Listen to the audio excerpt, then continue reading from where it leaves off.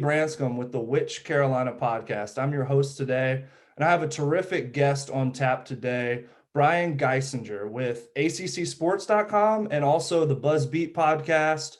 He is a co-host of the BuzzBeat podcast, and they do a terrific job with Hornets content. And of course, he is one of the leading experts, I would say, in the state and in the Southeast on ACC sports. So, Brian, first and foremost, appreciate you jumping on the Which Carolina podcast. Hey, man, thanks for having me on. I really enjoy talking ball with you on Twitter. So it's good to put a face and a voice with the Twitter handle, you know? So no, I'm happy to be here, man. Yeah, man. I've been pestering your NBA draft takes on Twitter for a few months now. So I'm glad we can chop it up a little bit. Of course.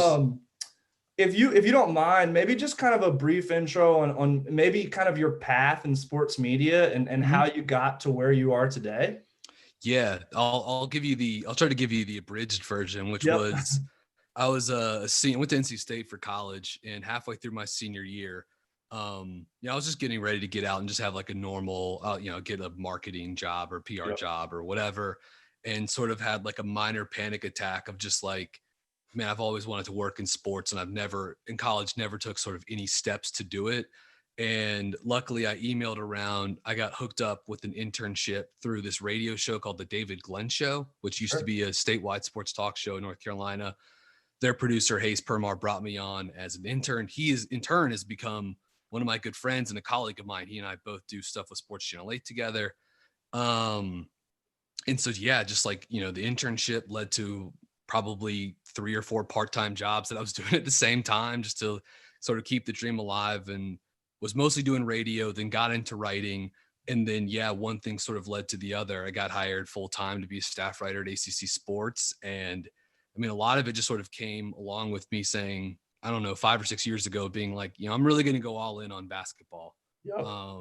And I mean, it was my passion. I grew up playing it. And so started to really focus in on that and sort of like watching and consuming as much of that as I could. And then, just like, these things go, like one thing leads to the other. Like through the internet, I met Spencer and Richie for BuzzBeat. Through work in the Triangle, I met Darren Vaught, and then that's how I got the color analyst job with High Point men's basketball. Just knowing, like, trying to be friendly and work hard, and obviously plenty of luck too, for sure.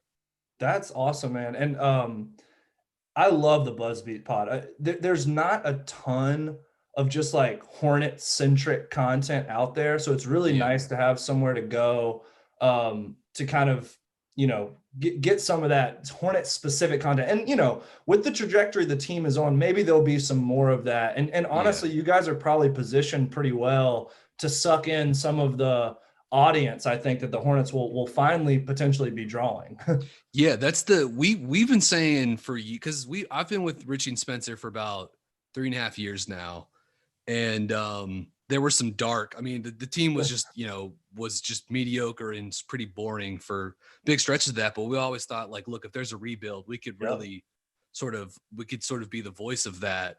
And it's just lucky that it's cool. It's maybe not lucky, but it's cool that people have been into it. And then we've built a little bit of a community around the show by doing the show that we wanted to do, which was being, analytical and thoughtful and trying to like think deeply about the team and sort of like the future of it, and looking at it from a, both the numbers perspective but watching every game too, and trying to have some fun with it too. So it's not like a boring and droning podcast to listen to. So I am like legitimately touched that people are into it.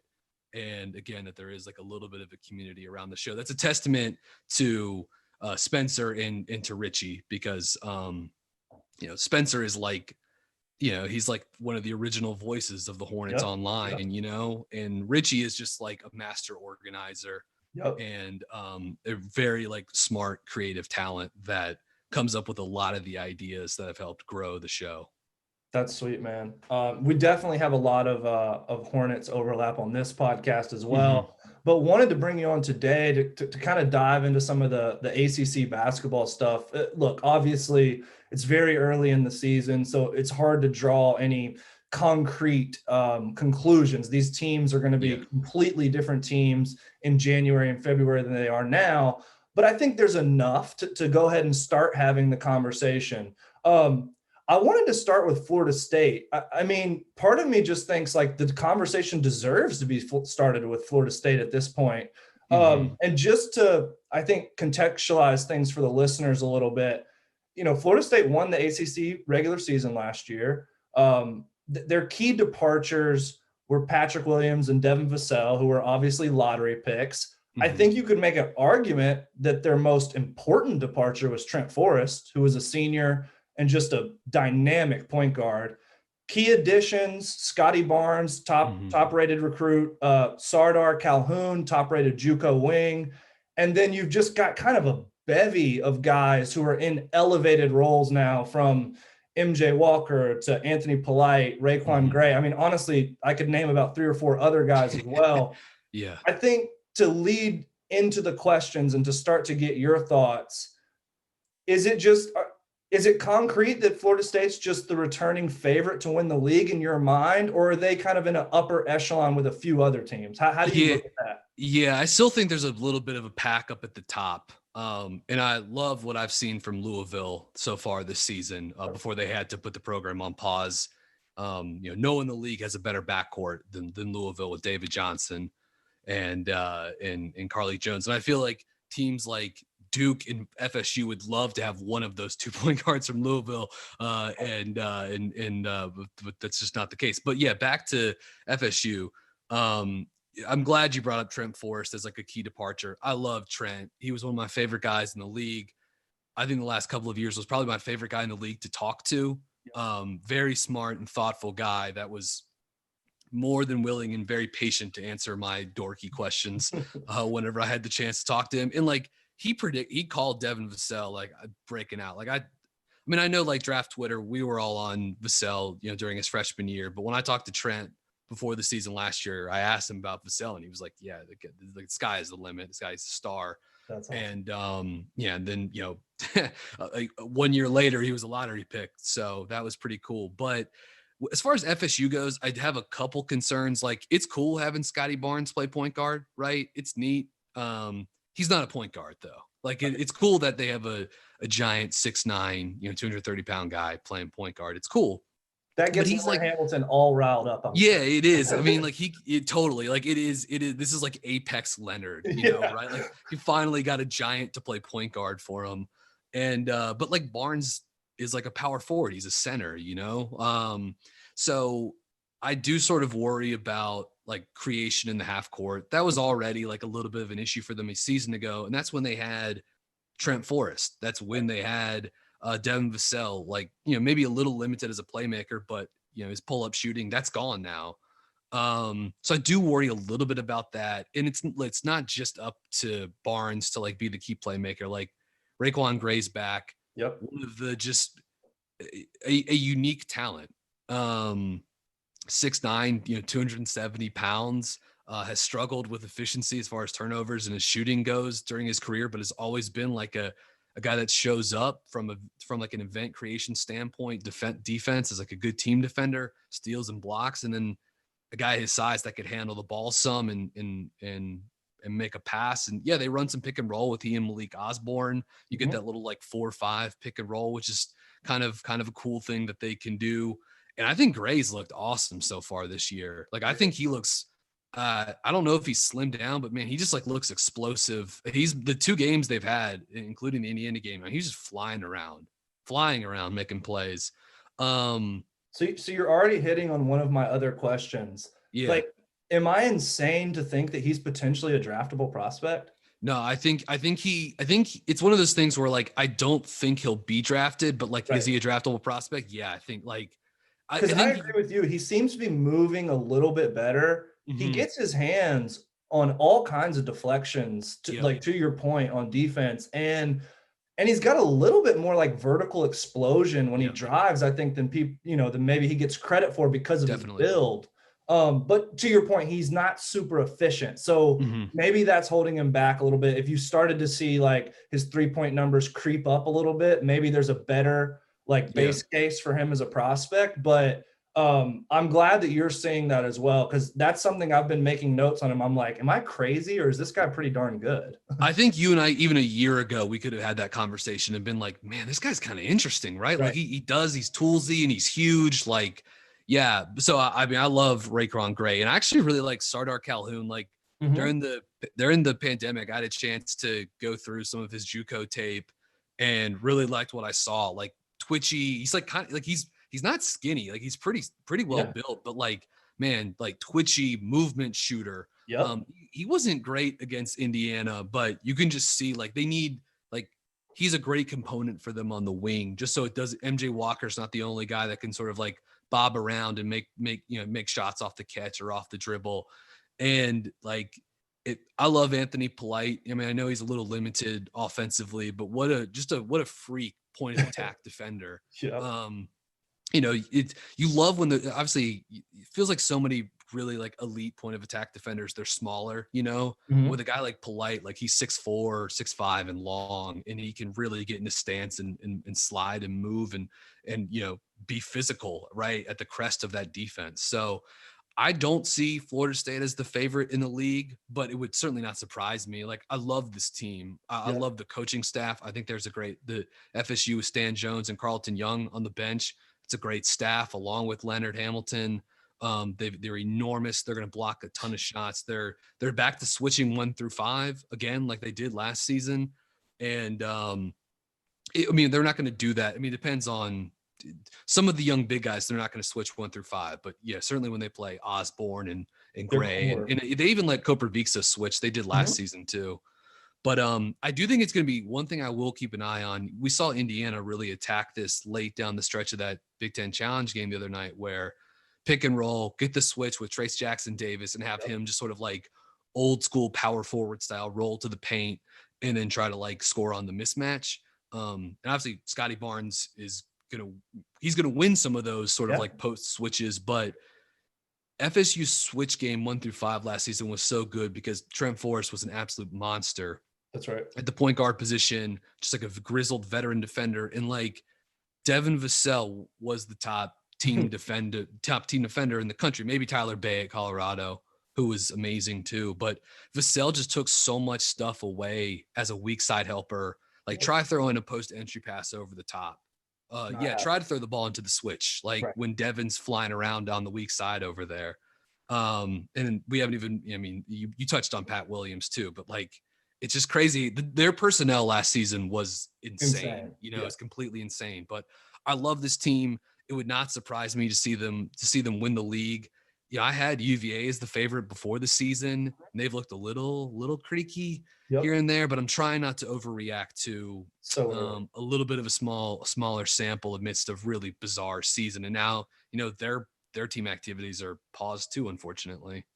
Yeah. So I think last point maybe on Florida State, something that you already alluded to quite astutely. Scotty Barnes, really impressive vision, as a Mm-hmm. passer and as a creator. But I kind of also noticed a little bit of that stagnation in the half court. Like at times they can kind of all be staring at each other, wondering who's going to be able Mm-hmm. to make a play and get by somebody. So as awesome as he is in transition, I don't know that him as kind of your primary point guard necessarily creates a ton of efficient half court offense. But with all the tools that he has, as just like a switchy defender, as a ball handler and as a passer at his size, it's super early. But do you buy like lottery pick type of hype with him? Yeah, I do. Yeah. Maybe later in the lottery, just Yeah. because I love so many of the 2021 prospects. He is safely top 20. Like that's Yeah. like the floor, Totally. But yeah, I feel pretty confident in saying this guy is as a lottery pick. And I bet by the end of it, he ends up going, maybe even in that top 10 category. I just think like his size and the playmaking is Massive. going to be too much of a draw and his defense can be electric too. So, but yeah, I think I would give Scotty Barnes a lottery grade, probably like later lottery, and just say like his floor is somewhere from 15 to 20, Yeah. absolutely. But that's the floor. Like I really think Barnes is an interesting prospect. I like him. That makes a ton of sense. All right, let's move along to the Duke Blue Devils. So Duke, they were 25-6 last year. They were pretty terrific. They were just behind Florida State in the ACC. Key departures for them: Vernon Carey Jr., Cassius Stanley, Trey Jones, of course. All three of those guys were second-round picks in the NBA draft. They had some other kind of ancillary departures, Jack White, Delorier, Alex Mhm. O'Connell. Key additions is a big batch. Jalen Johnson, DJ Stewart, Jeremy Roach, all top 25 ESPN recruits. Mhm. Brakefield was a top 35 recruit or so. And Mhm. then you've got, elevated roles for guys like Matthew Hurt, Wendell Moore, Jordan Goldwire, and even like a little bit of Joey Baker. I think, my first question to pose to you for Duke, they're 2-2, but they've lost to two really good teams, Illinois and Michigan State. I'm Mhm. really impressed with Illinois. Is it oversimplifying their issues to just say they don't have a point guard right now and it's really tough for them to create half-court offense, or are there kind of like some deeper issues there in your mind? No, I think I think it goes beyond that, but I don't think there's something like, yes, I think it does go deeper than that, but I don't think it's like I don't think you have to like sort of split the atom to like Right. Right. find the deficiencies. I mean, like, yes, at the top of the list, like you knew it was going to hurt when they lost Trey Jones, right? I mean, this guy's he was the half court engine for them last season. He was the transition engine for them last year. I felt like last year Duke basically had like two different pitches. Like if you were thinking of them as a baseball pitcher, they had the Mhm. fastball, which was like Trey in transition.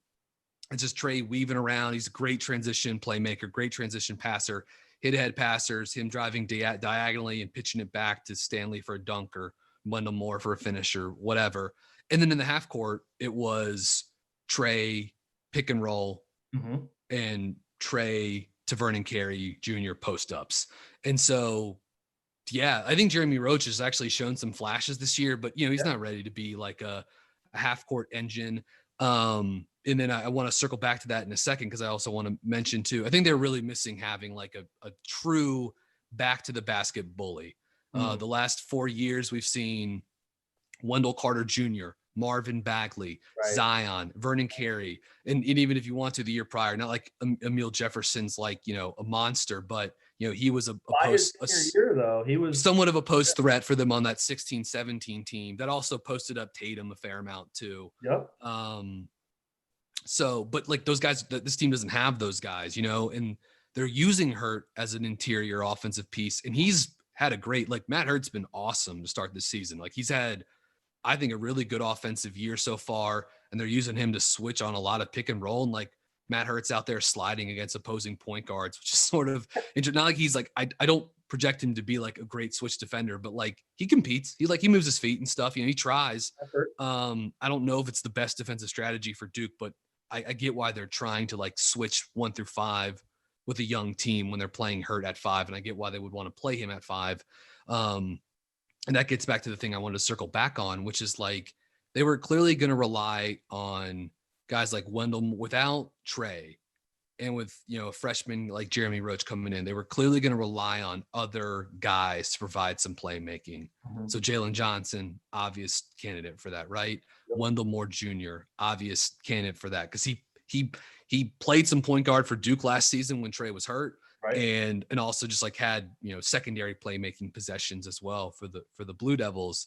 And so you're sort of assuming he's going to get better, and he was young for his grade anyways. It's like he's going to get better, and his development's going to mean a lot for them. And those guys can sort of handle the playmaking duties. And then when Roach comes online, like now all of a sudden you've got 3 guys that can initiate offense. And so, I should have mentioned DJ Stewart's a guy that probably deserves some playmaking possessions too. I think his best offense so far this year, especially in the Coppin State game, came like weak side, Yep.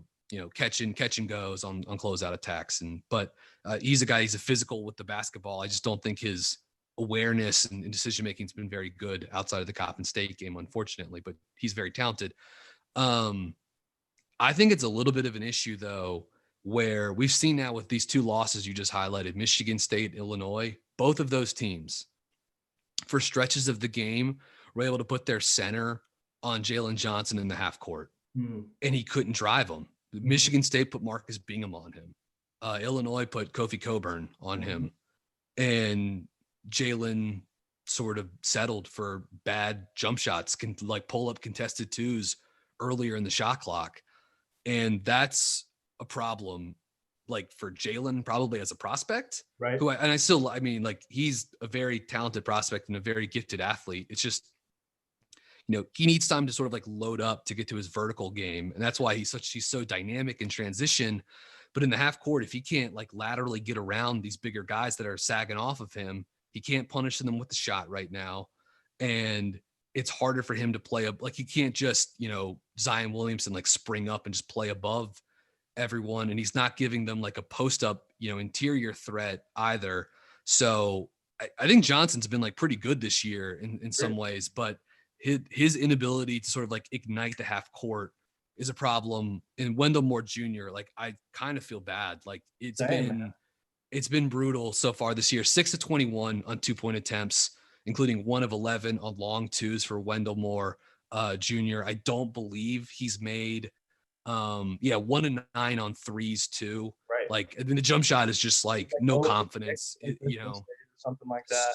Yeah. But so, and now, I mean, then like this week, like away from the basketball court, like this week has been probably a little tough for Duke because like, after the, I agree with like the messaging out of the program, you know what I mean? Like I support people that are like concerned with like how the season is trending amidst COVID right now. But yeah, like that's something to contend with too. Like they canceled the rest of the non-con schedule. And they're going to try like, they play Notre Dame next Wednesday in ACC, and then they're going to send the team home for a few days after that before bringing people back for the bulk of conference play. So there's a lot of talent. The pieces, they can really get to some interesting lineups. Brakefield, I think, has been a little bit of a bright spot offensively off the bench. I'd like to see more Henry Coleman, but like short of like some of these guys finding another gear offensively in the half court, like I think these are going to be issues all year. And I feel like when you like next time you watch Duke, keep an eye on this. Like they bring the ball up, they run a little horn set or they run floppy. They run those are the two like primary sets so far this year. And with horns, they want to get into high low. And with floppy, even they're finding it into high low as well too, looking for Hurt or Brakefield or Coleman or Williams or Tepay, I guess, who's played a little bit.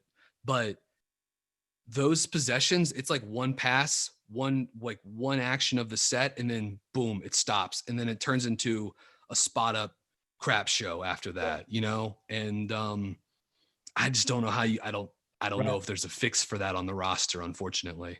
That's kind of what I wonder too. It's like, yeah, you can get as creative as you want with action, but if you don't have a primary on the ball playmaker, a lot of that stuff breaks down anyway. So last couple thoughts I had for you on Duke, and you hit on these a little bit already. Brakefield does seem like a bright spot to me. And, it's super, super small sample size. He's only averaging like 13 minutes a game right now, but he is shooting the ball terrifically so far. And, maybe there's something there that Coach K just doesn't quite trust yet defensively or something like that. But I do feel like at least he provides some spacing that would not alleviate in full the concerns about Jalen Johnson being able to be covered by fives and just kind of laying off. Like there's still issues there, but it might help, and I guess the other question is like, where do those minutes come from? I don't pretend to know that either, but it does seem like I wouldn't be shocked as the season goes along to maybe see Brakefield featured a little more in those lineups. Yeah. I one of the things that I sort of wrote about this a little bit last week, like one of the nice things about Brakefield is he fits with all of their guys in the front court. Like you can play him with Hurt, you can play him with Coleman, you can play him with Johnson. You could play Johnson if you, I mean, this gets a little dicey as far as spacing goes, but you could even play, Johnson 3 plus Brakefield and Hurt. And they even tried, side note, they very briefly against Bellarmine, but they even tried Johnson at the 3 plus Hurt and Coleman at the 4-5, which is sort of interesting. Because I do think they need to get more minutes for Henry Coleman. I think his team defense has been, in a very small sample, has been pretty impressive this year. But yeah, Brakefield, he doesn't get he jumps about as high as Matt Hurt does on his jump shot, which is to say, like, maybe you could get a couple index cards underneath the sneakers, Not jump shooters, not So yeah, very much so. And so I think, hard closeouts could give him a little bit of an issue, but he's shown a little bit of catch and go game. And in the Michigan State game, he had 2 right-handed finishes, including like a little inside hand finish in transition with his right. And like, I mean, that's 2 more right-handed finishes than Marvin Bagley and RJ Barrett had combined during their 2 seasons at Duke. So no, I like Breakfield's skill offensively. Even though, like, he's not like a super explosive, nuclear athlete, but just his ability to shoot means he can fit with basically anyone. And I think that Breakfield Hurt combination is something to sort of like monitor how that functions this season as well. Totally. And I loved look, Roach isn't ready yet, but you do see flashes Totally. of playmaking and like real burst with him. So, maybe some of this gets alleviated as he develops. Although, like you said, there is going to be a pause here in the season. Yep. Last thing for Duke, it's so early for ranges and things like that, but I do think Matthew Hurt to this point, would I be shocked to see him come back? Not at all, but I think he's probably in the NBA draft discussion. I mean, I don't know where I would put him yet, maybe somewhere 35 to 60 roughly, but he's definitely improved. There's no doubt about that. I think he's a little bit better putting the ball on the floor this year and just more confident in general. Totally agree. I thought there was one possession in the first game against Coppin State where he sort of like reverted back to last year's edition of Matthew Hurt, which like he caught the ball and he had some advantage. Closeout came and he sort of like hesitated on, should I try to shoot over the top or should I swing it to the weak side? He ended up just sort of like holding the ball and then trying to create one-on-one, and it went nowhere and ended up forcing up a bad shot. And it's like, yeah, I mean, Hurt's a guy that against hard closeouts, it could be tough for him, except for like he can shoot over the top of a lot of those guys, like at least in college. Yep. I do think his like closeout game has been better this year. It's tough because like, he's not going to often be able to like pump, catch, and like straight line drive to the hoop and dunk. Like when his catch and go game, it's a little more like methodical and sort of like twirly and spins and sort of get to his little herky jerk in between game. But that's okay. Like it's a counter, you know? That's right. I think the defensive switching shows something too. Not like I think he's been dynamite doing it, but it's not like he's gotten lit on fire as a switch defender this year. He competes as a rebounder. And I do think his interior offense, like that maybe won't, going forward, that's probably not going to be like a huge part of his game. Like Matt Hurt as a prospect is like, you want this guy because he's 6'9" and he can, bomb threes. Totally. But having a little inside game is sort of interesting, makes it seem like, if you put a small on him on the next level, like maybe he'll be able to do something with a switch mismatch. So yes, he's improved. And I think he's playing himself into being, like a draftable prospect, right? Certainly like playing at Duke, that obviously helps. I wouldn't slap a first round grade on him right now, and maybe he'll never even play himself quite into that. But like, yeah, 6'9", the dude that can shoot and is efficient offensively. I know he doesn't really make a lot of plays for others. Like he's not like, he's not much of a playmaker. Like he's a, 2 outcome guy. It's like shoot or pass kind of deal.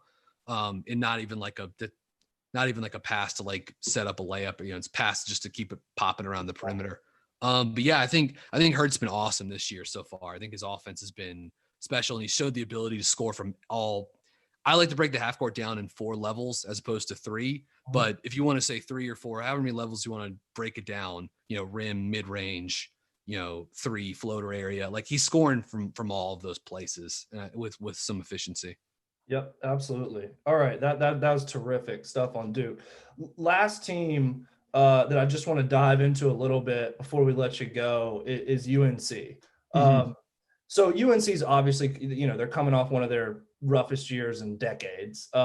Key departures: Cole Anthony is first round pick, Brandon Robinson, and then kind of some ancillary like graduate transfers, Keeling and Pierce and those guys. Yep. another massive bunch of new additions. Caleb Love, Day'Ron Sharpe, RJ Davis, Walker Kessler were all top 50 recruits. And then you've got guys like Puff Johnson and Kerwin Walton as well. You've got Garrison Brooks, of course, who's back in I guess, an elevated role, even though he's been featured now for quite some time. Armando Bacot and Leaky Black as well, all kind of in elevated roles. I have been impressed with UNC. I mean, they've played some good competition. You know, Iowa's a terrific team that they lost to the other night, but they've beaten Stanford. Mm-hmm.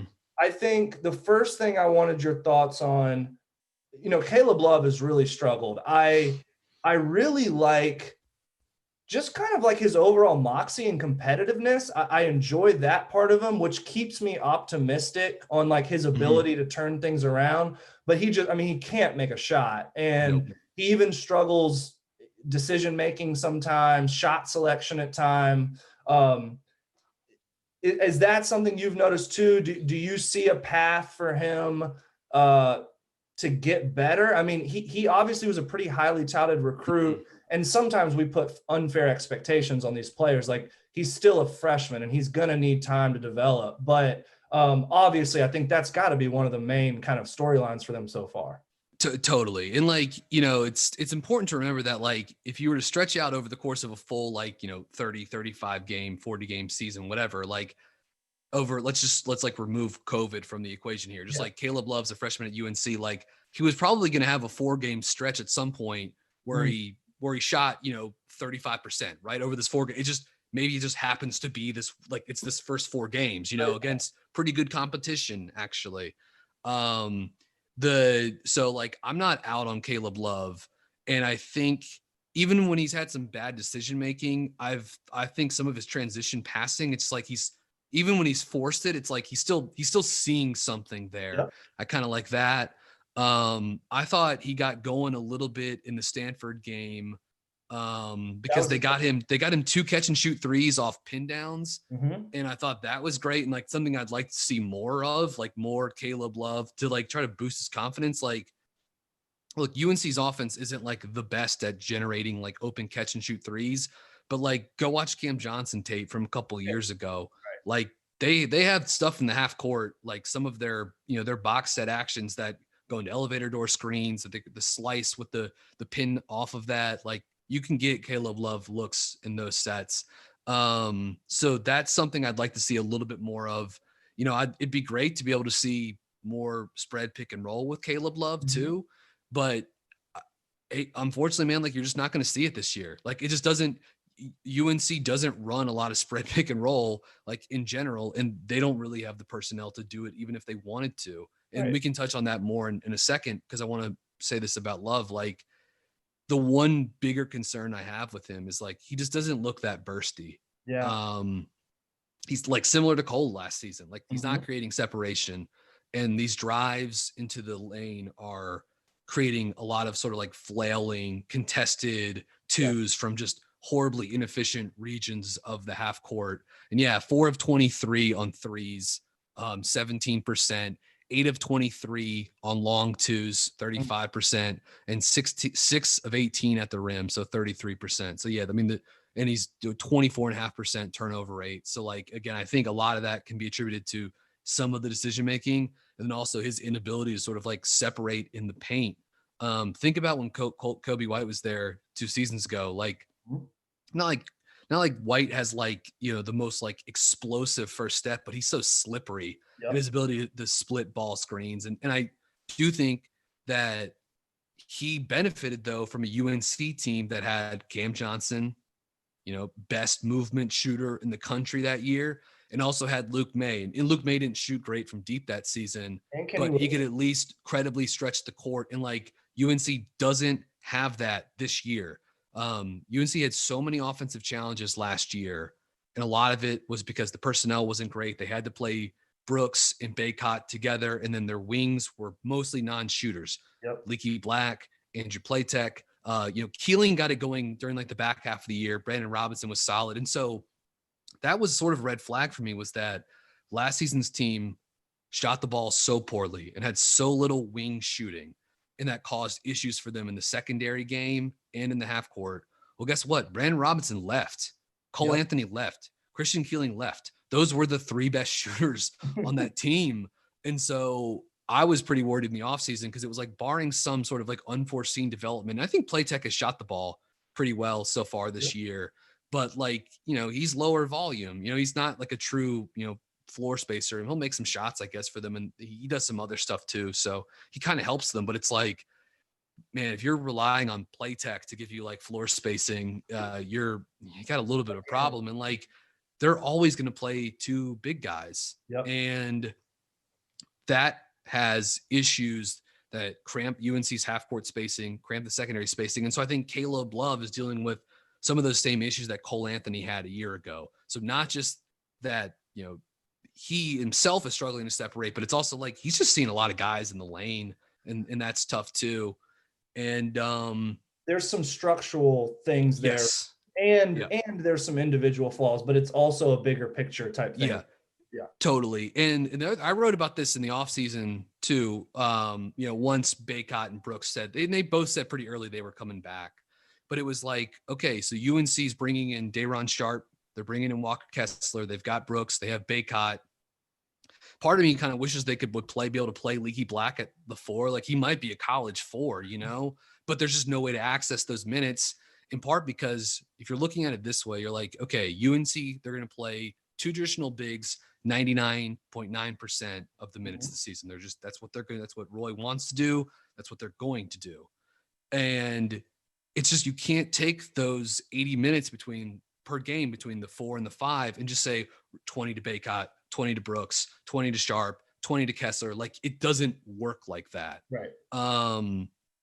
And I think one of those guys sort of needs to get pinched. And I think it's probably Kessler. Yeah. I think, I did not buy like Garrison Brooks preseason ACC player of the year. Like, let me tell you, I did not vote for him preseason. Garrison Brooks is a great college player, but like, that was a lot of people just being like, oh, he averaged he averaged lots of points and rebounds per game. Traditional stats. Yeah, exactly. And and he plays at UNC and they're going to be good this year. Like, boom, this is my vote. But so like Garrison's got to get his minutes, and Baycott, he's going to get his minutes. And like Day'Ron Sharpe's probably the best player on this team. I've been tough that since the first game. I mean, I really wanted your thoughts on him because love him.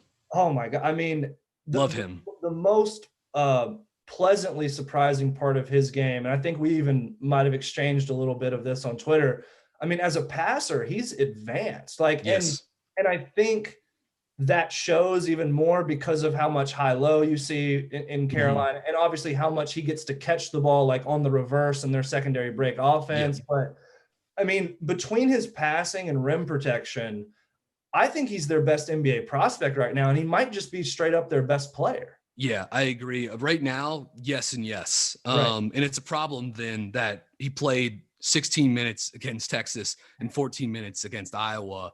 They can't get their 5 best players on the court at the same time. They can barely get their best player on the court right now. Like, he's played under 20 minutes in 4 of the 5 games so far this year. The most he's played in game has been 22 minutes, and that was the opener against Charleston. Like, you can't get this guy on the court enough, but you also can't play him with Brooks and Baycott. Like, it's a personnel. The personnel doesn't fit. But like, yeah, I'm sorry. Like, you have to find 25 minutes a game for Day'Ron Sharpe. Like, I'm sorry. Like, you have to do it. Like, whatever you're giving to Kessler, stop doing it and take some minutes away from, like, this guy has to be on the court the majority of the game. I know he's been in foul trouble some, so like that too has played a role. It's not just like Roy not playing him or whatever. His anticipation skills defensively are so good. The event creation has been phenomenal. Passing lanes, rim protection, everything. He's so well built, and yet he moves pretty gracefully. And I just love his decision. I love his decision making offensively, like no processing at all, no delay, no buffering, quick decision maker, smart analytical player.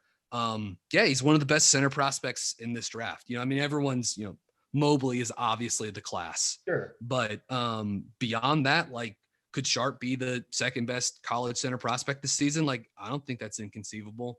And I don't So think the yeah, consensus has quite caught up to that yet. And some of it may just be, to your point, he hasn't played enough. I think yeah, you've got to be pretty locked in on watching, multiple full game UNC films to notice that. But he's been terrific. The other guy I was going to bring up just briefly before we move on, hmm RJ Davis, from a physical standpoint, I don't really know what to ever make of him as an NBA prospect, but hmm he kind of just gives me like eventual, not now, eventual all ACC 4-year guard, yeah, Joel Berry, Marcus Page type vibes.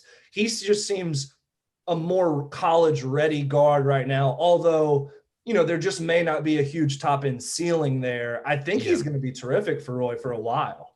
Yeah, I love. I mean, he's their best guard. Like Yeah, he's been significantly better than Caleb Love so far. And just to backtrack very briefly, I sure. also thought in the Iowa game, Caleb Love's off-ball defense was pretty brutal. I thought Iowa got some wide open threes because he was ball watching or just like snoozing away from the basketball. Back to RJ Davis though. Yeah, he's been great. I agree. Like I don't know what the ceiling for him is unless he just becomes like a nuclear pull-up shooter, Yeah. like that. Like that's but just, he's 5'11, he's 6 feet tall. Um, and he's not like an ungodly athlete. And he's not, built like a fire hydrant like Kyle Lowry or whatever. Like, Yep. so yeah, he's gonna have to just become a great, great shooter. He's shot the ball okay. Like early indicators are good. He's made 8 of 18 threes, 15 to 21 from the free throw line.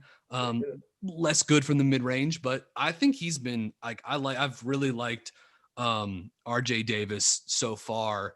And yeah, they probably need him to play on the basketball a little bit more. Not like UNC really like run, they play through the post so much, but like if you could think about them from a like more sort of like conventional modern offense, like I think Caleb Love playing off the basketball a little bit more, hunting his catch and shoots, because I think Caleb Love has been a little timid at times looking for a shot, and letting RJ be the primary is not like a horrible idea. Assuming you can get buy-in from those two guys. But no, I think Davis has been great. He does obviously not like a one and done guy, and looks like he's going to be a really big time, like multi-year talent for Roy that can be a playmaker and a volume scorer for them at some point. Yep. No, that's terrific. Well, look, I could literally just keep going down the list and talk ACC basketball with you all day, but we've got to get you out of here at some point. A couple just quick questions that Yeah. that are kind of broad questions, but feel free to answer them kind of as briefly as you'd like. Um, who in your mind, and maybe this question is best suited as prefaced by other than maybe Roy or Coach K, Yeah. who is the best developer of talent at the head as a head coach in the ACC in your opinion? Yeah, it's an interesting question. Two names come to mind quickly. I'll give you my runner up first, and then I'll give you the guy who I think is the Yep. best option. I'll say Leonard Hamilton / Florida State. Yep. Like they turn guys into better athletes. Yep. Period. Like look at Raekwon Gray's transformation since he got to town. Yep. Devin Vassell didn't necessarily bulk up, but there are plenty of other examples of guys that are able to pack on pounds. Like I think FSU from like a conditioning and strength standpoint is elite even outside of the ACC. So I'm putting them, if this isn't 1-2, it's 1A, 1B, something like that. But I'll say Leonard Hamilton in FSU's like strength and conditioning program. I mean, I know Patrick Williams, like he was built like an oak tree when he showed up to campus, but like he got more powerful at FSU too, Yeah. So he's just another name to add to that list. And seriously, like I know Vassell didn't like, he's still skinny, but like Devin Vassell is like a top 150 recruit, and then 2 years later he's a lottery pick. Like That's all you have to say, basically, right? yeah, and then then the other guy that absolutely has to be in this conversation, and I think if I had to give one person an edge, I think I'd give it to Tony Bennett. Yeah. UVA is, I think, turned into a pretty darn good player development factory of sorts. You look at DeAndre Hunter, red shirts 2 years later, top 5 pick. Look what Jay Huff, red shirt, and now like he's turning into a 7-footer that can shoot, and obviously he's put on a lot of weight. Mamadi Diakite, super raw when he gets to Charlottesville, and like by the end of it, good pick and roll center who can offer some stretch and gets drafted and like signed a contract. The Bucks need him to like maybe be like a helpful piece for them this season as they're trying desperately to fill out a roster around Giannis. But I think there are so many guys that got, Malcolm Brogdon's development, Joe Harris's development, those guys over the course of their career in Charlottesville, going from, nobodies to very quickly in their NBA careers at the least role players. Now, how much money have those guys signed contracts for the last 2 years? Like over 100, like lots of money. Those guys got paid. And I think Bennett is probably like sort of like the best. Bennett is rigid in some ways. Usually I feel like defensively, like, they want to hedge those ball screens, and sometimes teams can counter and slip that. And I get that frustrates me, but I think from a night to night basis, UVA just like in game, they have sort of like some of the best adjustments in the league. And then from a player development standpoint, yeah, I think they're pretty elite. If you're sort of like looking at the long game, and I think Villanova has this too, like in here, be here for 3-4 years. We're going to get you smarter, better. And like, you're sort of like an okay, not great recruit, but by the time you leave here, you are ready to maybe be a role player in the NBA. And hell, even Anthony Gill's coming back to the NBA this year too, after being overseas for a few years. So I would say Bennett and Leonard Hamilton for that crown there. I love that perspective. And I see the parallels between Villanova and Virginia as well. Yeah. I think that's a really interesting point. All right. Another one that's pretty broad and that you probably get asked from time to time, but I'm always interested in other people's philosophy. Basically, the question is, how do you balance eye test and just kind of instinctual basketball viewing on prospects versus analytical data? Yeah. The obvious sort of like cop out answer is like, you have to have both, right? Like it's a combination. It's totally true. The eye test is really important though. It's something that you have to get eyes on all of these guys. Draft models don't draft players off that. Like that can get you interested in a player. And that's something to talk about, but like, you got to be able to like watch these guys and put eyes on them. And that doesn't mean like, oh, I got to watch, 25 games of this guy. I mean, it can mean that, but sometimes it can mean watching 4 games and doing it with taking time to do it and doing it like from a very like sort of like in-depth standpoint and really sort of like trying to chew on what you're seeing and rewind and watch it again. And so the eye test is critical. But like the numbers matter. They provide context, right, to what you're seeing. And I do think one of the other things you have to be careful about is like not using the numbers to like create some sort of confirmation bias with what you're seeing, but they do provide added context. I think they're great when they can plug guys into models, and that can get you interested in a player. Like this is why like this is why John Morant came up as a guy for people a couple of years ago after his freshman year at Murray State, because like models were spitting out that like, hey, this guy, like he's coming back for a sophomore year and like he might be kind of good. That's why it was funny, the 2019 draft, when some people were like, oh, I was the first on John Morant. It's like, no, like there were some numbers that indicated this guy was pretty freaking good. And then he got a lot better. Like, no geniuses here at play unearthing diamonds, but yeah. I feel like Halliburton is another guy kind of like that. After his freshman year, he was just kind of an analytical darling, and then came back and actually had the ball in his hands more, that type of thing. That's interesting though. You can almost pull the analytical data or the analytical data may catch your eye, but then you go to the eye test to see if you also like what you see from like a movement standpoint. Right. Totally. And you want to like, I think there are certain characteristics that may not be like perfectly captured by the stats that we have publicly available for college basketball. I mean, that's gotten better, but even some of the good stuff is up behind the paywall: synergy, pivot analysis, KenPom, etc. I lost my train of thought here. But yeah, and also Halliburton had the 2019 Team USA experience, which like we're gonna look back on that team in a couple of years and be like, holy crap! Like Cade Cunningham, Scotty Barnes, Halliburton, I think Jalen Suggs was on that roster. Just Reggie Perry, a hilarious mixture of talent. You just 5 years from now, we're gonna look on that team and be like, just laugh because of how good it was.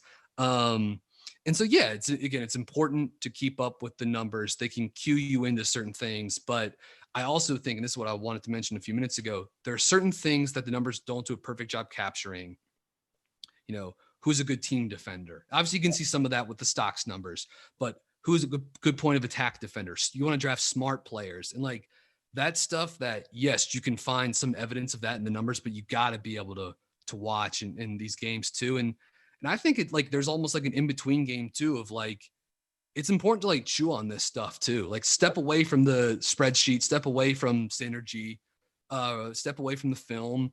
And like, yeah, I don't know. I've been taking a lot of walks during the pandemic, and I've spent a lot of those walks being like, who would I draft number 3? You know, like what do I think about LaMelo's half court finishing? You know, so like, I think that is also important, is for you to be able to like step away, let your mind breathe, and sort of like run with it too.